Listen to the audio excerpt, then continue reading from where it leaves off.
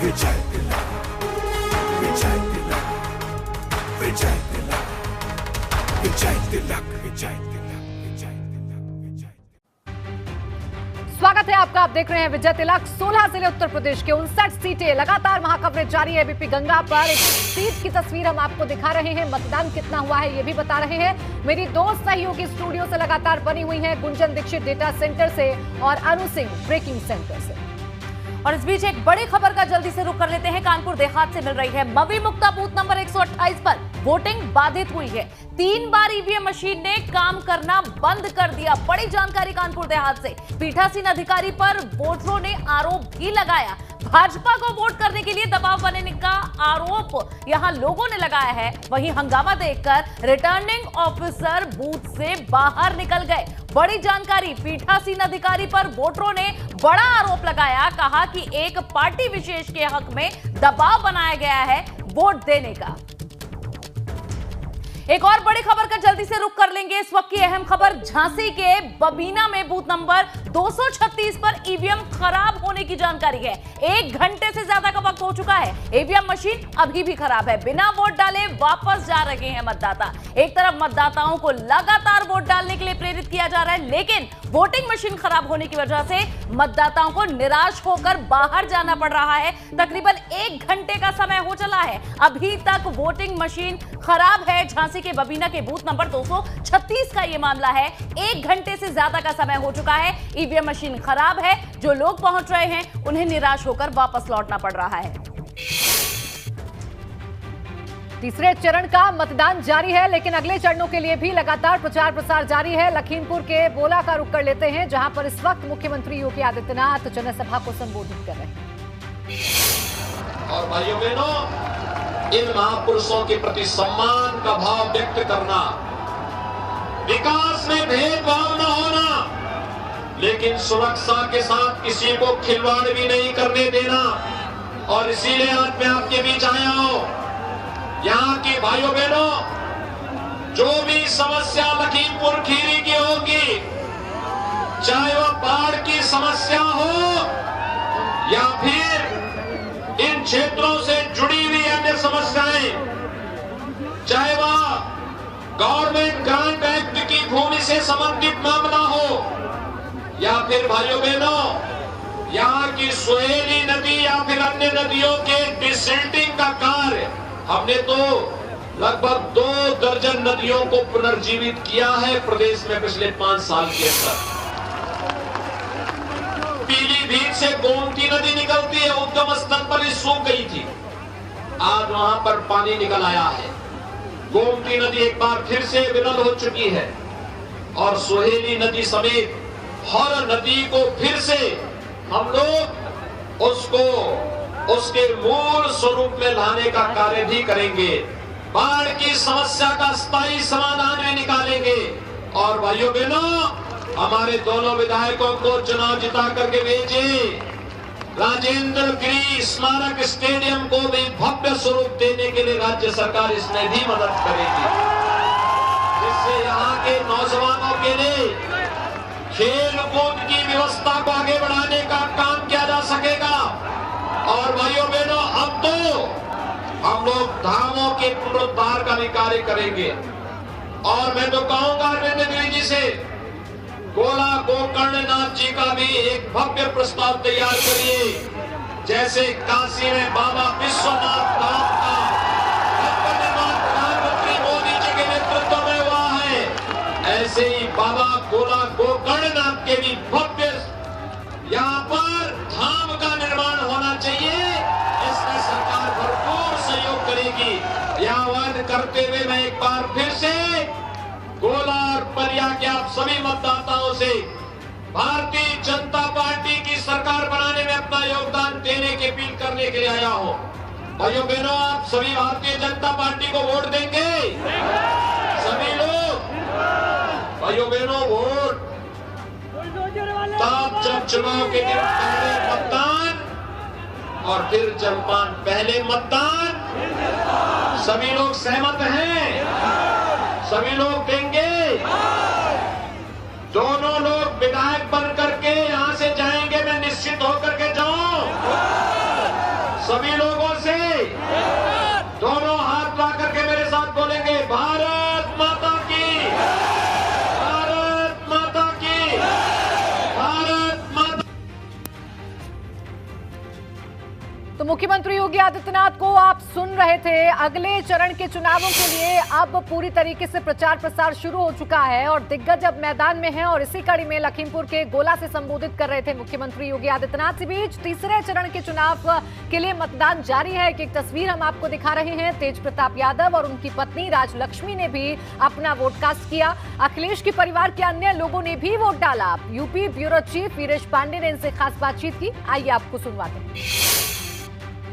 बता तो दिया आपसे। राजलक्ष्मी जी लालू जी की बेटी, तेज प्रताप जी की पत्नी। आप बताइए, राजनीतिक परिवार है, आप 5 साल में योगी सरकार में कुछ विकास देखी? नहीं, बिल्कुल भी नहीं, कोई भी विकास नहीं हुआ। नहीं हुआ।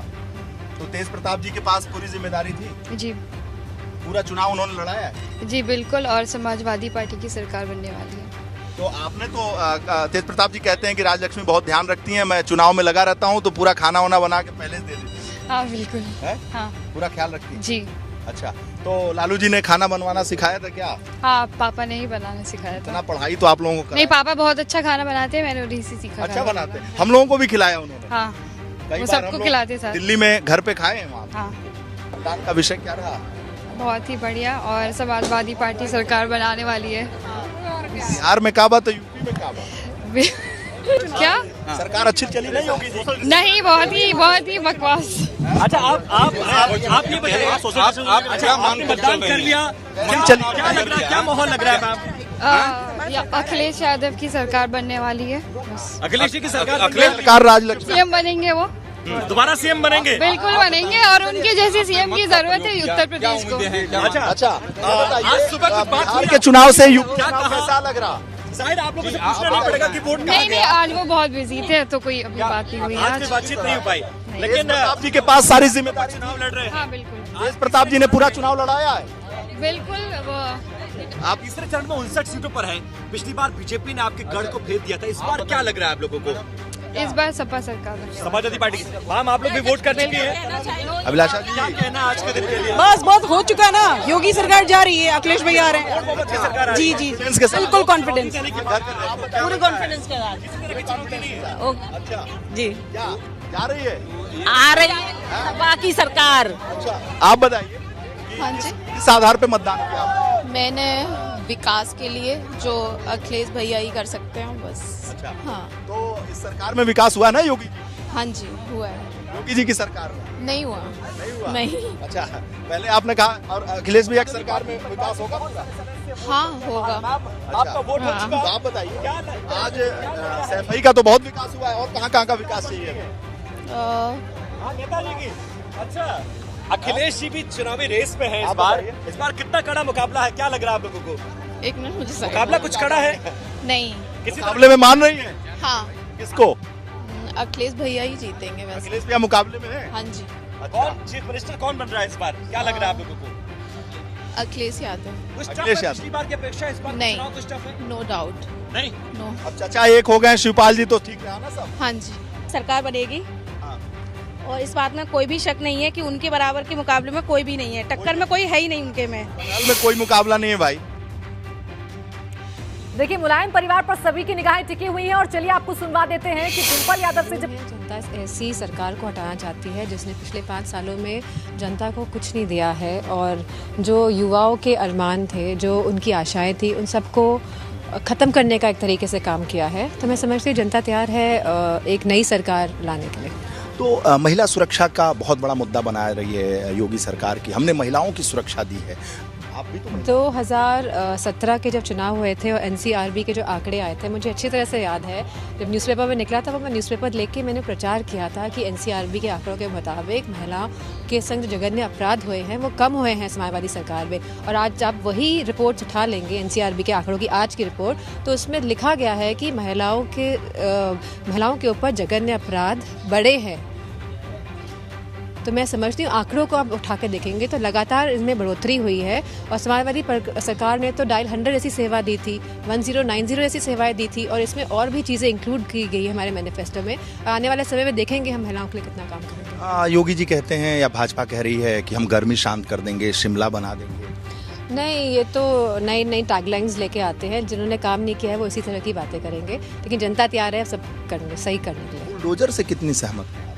नहीं, मैं बुलडोजर से सहमत नहीं हूँ। मैं तो योगी जी की भाषा से ही सहमत नहीं हूँ, क्योंकि मेरा मानना है कि योगी की भाषा ऐसी हो ही नहीं सकती, किसी भी योगी की, जो हमारे शास्त्रों में, जो हमारे वेदांतों में, जो हमारे उपनिषद में रखा है। तो योगी एक डिफरेंट ही किस्म के लोग होते हैं, तो मैं उनकी भाषा से बिल्कुल सहमत नहीं हूँ। वो कहते हैं कि हम ठोक देंगे, ठोको नीति। तो ये ठोको नीति से आप कितनी इत्तेफाक रखते हैं? हम तो कह रहे हैं कि आप रोज़गार दीजिए, हम तो कह रहे हैं महिलाओं को सुरक्षा दीजिए, हम तो कह रहे हैं कि आप बिजली की दरों को कम करिए, हम तो कह रहे हैं कि आप सिलेंडर के दाम कम करिए, पेट्रोल के दाम करिए। तो मैं समझती जनता ने उनको मौका दिया था लोगों की सेवा करने का, और इस पर वो पूरी तरह विफल रहे हैं। आप गृहिणी हैं, महिला हैं, घर चलाना है, महंगाई भी मुद्दा है इस बार। महंगाई तो बहुत बड़ा मुद्दा है। जिन्होंने कहा था कि किसानों की आय दुगनी हो जाएगी, मैं समझती हूँ इतनी महंगाई बढ़ी है, आय तो दुगनी नहीं हुई है, और जो बची कुची आय भी थी वो भी घट के कम हो गई है। तो मेरा मानना है कि महंगाई बहुत बड़ा मुद्दा है।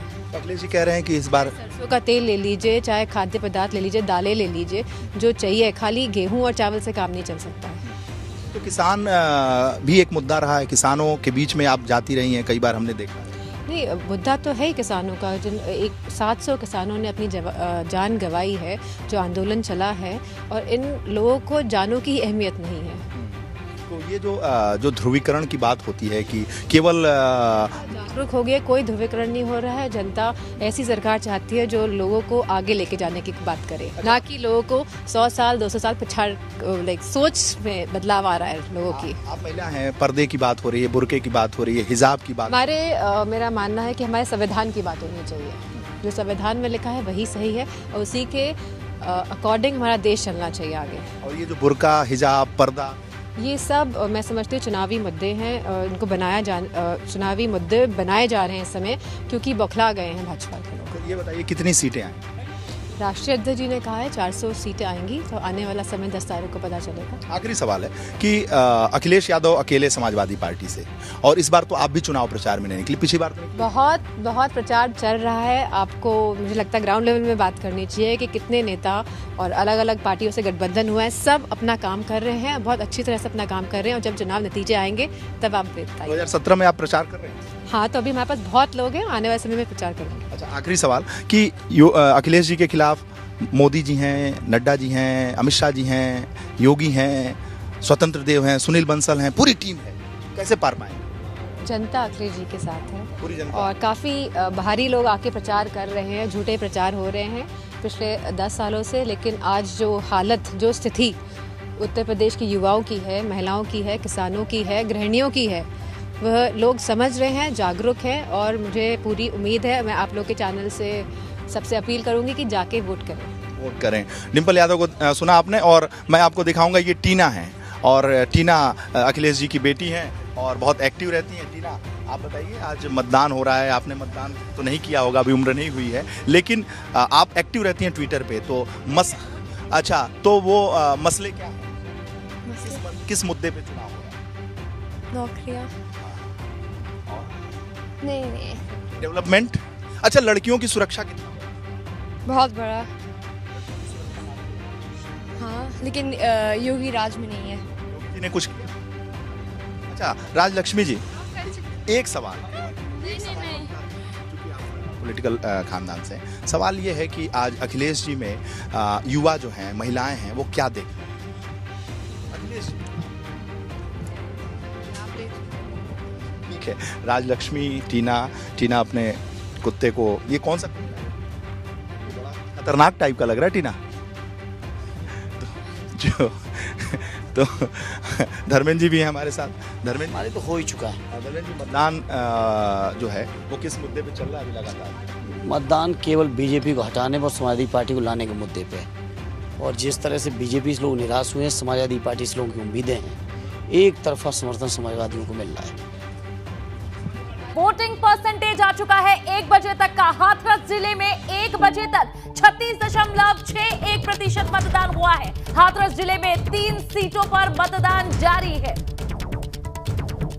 बिल्कुल अनु, 3 सीटें हैं हाथरस में और 1 बजे तक का जो वोटिंग परसेंटेज है वो आ चुका है, लेकिन तीनों सीटों पर कितना कितना मतदान हुआ है ये भी हम अपने दर्शकों को बता देते हैं। हाथरस की सीट की बात करें तो 34.8% मतदान 1 बजे तक हुआ है। अगली जो सीट है सादाबाद की सीट 37.1% मतदान हुआ है। इसके अलावा जो आखिरी सीट आप देख रहे हैं उस सीट पर 38% यहाँ पर मतदान हुआ है। ये पूरा वोटिंग परसेंटेज हमने आपको बताया। हाथरस का 1 बजे तक का जो आंकड़ा है वोटिंग परसेंटेज है वो ये निकलकर सामने आया है। सनोज हमारे सहयोगी ज्यादा जानकारी के साथ हमारे साथ जुड़ गए हैं। सनोज, 6 घंटे का वोटिंग परसेंटेज आ चुका है। अभी अगर देखें तो 4 घंटे बचे हुए हैं, लगभग 2 बजने को है।